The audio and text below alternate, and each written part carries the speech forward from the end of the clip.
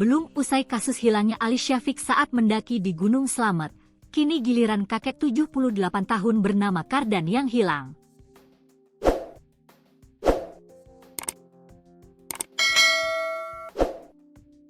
Kakek Kardan dilaporkan hilang di hutan lereng Gunung Slamet, Desa Karangkemiri, Kecamatan Pekuncen, Banyumas, Jawa Tengah, Sabtu, 10 Januari 2026. Kepala Kantor SAR Cilacap, M. Abdullah, menuturkan bahwa korban adalah Kardan, 78, seorang lansia warga desa setempat. Kardan diketahui pergi ke hutan untuk mencari kayu bakar pada Sabtu, 10 Januari 2026, sekitar pukul 7 waktu Indonesia Barat. Namun hingga sore hari, Kardan tak kunjung pulang ke rumah. Ditunggu keluarga hingga larut malam, Kardan juga tak kunjung pulang. Pada Minggu, 11 Januari 2026, siang pukul 10 WIB, saksi sempat melihat Kardan di area hutan desa. Namun, sudah 24 jam survivor belum kembali ke rumah. Warga sudah berupaya melakukan pencarian di sekitar lokasi, namun tidak membuahkan hasil, kata Abdullah. Disebabkan Kardan tak kunjung pulang, Pemdas Karangkemiri lalu melaporkan kasus ini ke Unit Siaga SAR Banyumas.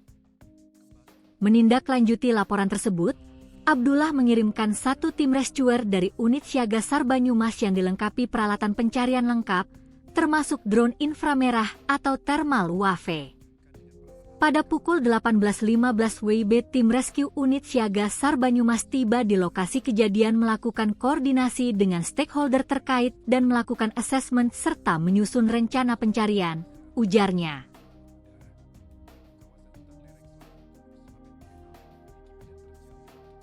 Kabar mengejutkan datang dari kawasan lereng Gunung Slamet, di mana seorang kakek berusia 78 tahun dilaporkan hilang secara misterius. Lansia tersebut diketahui terakhir kali berpamitan untuk melakukan aktivitas rutin di sekitar lereng sebelum akhirnya tidak kunjung kembali ke rumah.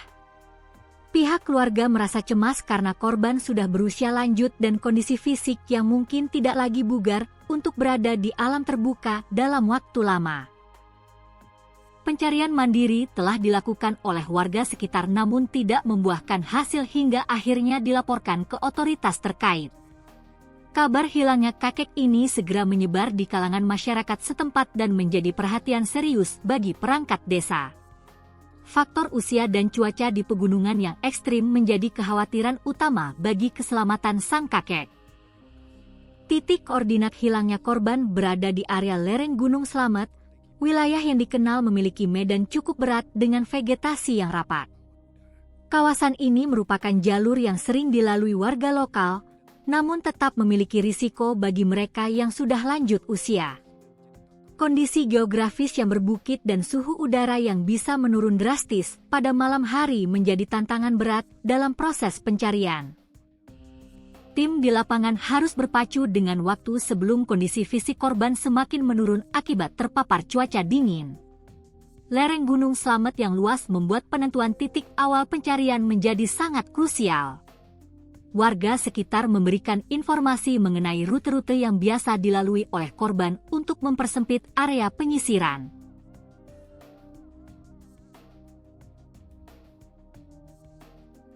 Menanggapi laporan tersebut, tim SAR gabungan segera dikerahkan menuju lokasi kejadian untuk melakukan operasi pencarian dan penyelamatan.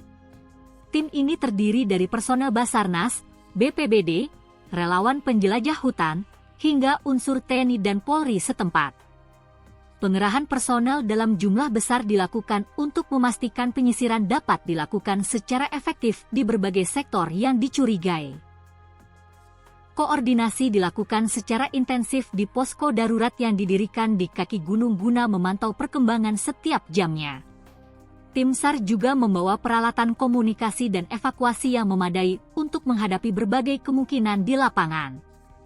Fokus utama tim adalah menemukan keberadaan korban secepat mungkin dalam keadaan selamat.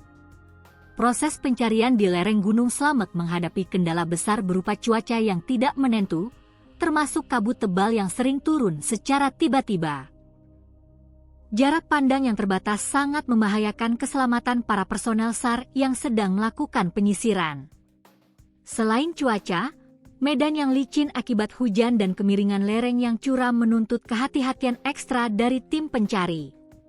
Beberapa area bahkan sulit dijangkau dengan berjalan kaki biasa, sehingga memerlukan teknik navigasi darat yang mumpuni. Kondisi alam yang ekstrim ini juga memicu kekhawatiran akan terjadinya hipotermia pada korban jika tidak segera ditemukan. Tim SAR harus terus menjaga stamina dan konsentrasi di tengah medan yang menguras energi tersebut.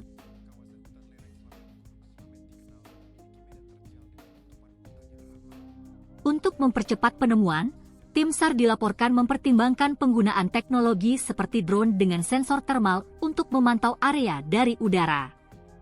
Teknologi ini diharapkan dapat mendeteksi suhu tubuh manusia di balik rimbunnya pepohonan hutan.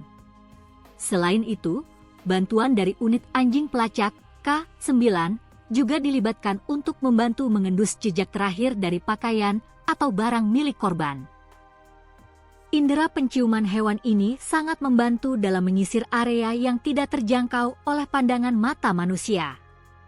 Kombinasi antara kekuatan personel di darat, pantauan udara, dan unit K9 diharapkan dapat meningkatkan peluang ditemukannya korban. Inovasi dalam metode pencarian ini terus diperbarui berdasarkan hasil evaluasi di lapangan setiap harinya. Seiring berjalannya waktu pencarian yang sudah memasuki hari berikutnya, muncul kekhawatiran besar bahwa korban bisa saja meninggal dunia.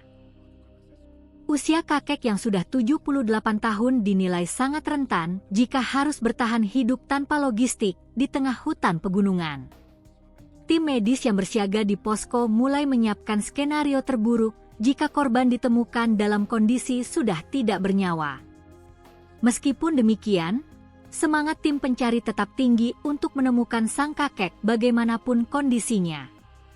Risiko korban meninggal dunia akibat kekurangan cairan atau suhu dingin, hipotermia, menjadi motivasi bagi tim SAR untuk memperluas area pencarian. Doa dari warga dan keluarga terus mengalir agar kakek tersebut dapat ditemukan dalam kondisi sehat.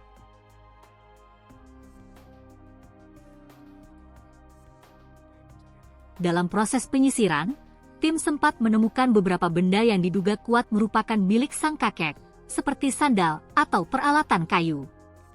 Penemuan barang bukti ini menjadi petunjuk penting mengenai arah pergerakan korban sebelum dinyatakan hilang.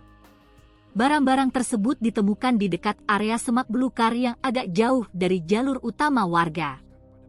Penemuan ini langsung disinkronkan dengan keterangan pihak keluarga untuk memastikan kebenaran kepemilikan barang tersebut. Petunjuk fisik ini membantu tim SAR untuk memfokuskan pencarian di radius tertentu dari titik penemuan. Jejak-jejak kecil di lapangan sangat berarti di tengah luasnya lereng Gunung Slamet yang menutupi keberadaan manusia. Tim SAR tidak hanya mengandalkan personel terlatih, tetapi juga melibatkan masyarakat lokal yang sangat memahami karakteristik lereng gunung tersebut. Pengetahuan warga asli mengenai lubang-lubang tanah atau gua kecil sangat membantu pencarian. Koordinasi juga dilakukan dengan tokoh masyarakat atau juru kunci setempat guna mendapatkan masukan mengenai area-area yang dianggap rawan atau dikeramatkan. Sinergi antara kearifan lokal dan teknik SAR modern ini menjadi kekuatan dalam operasi kemanusiaan ini. Masyarakat setempat secara sukarela ikut bergabung dalam tim penyisir dan menyediakan logistik bagi para relawan yang bertugas. Kebersamaan warga dalam membantu pencarian kakek ini menunjukkan solidaritas sosial yang kuat di desa tersebut.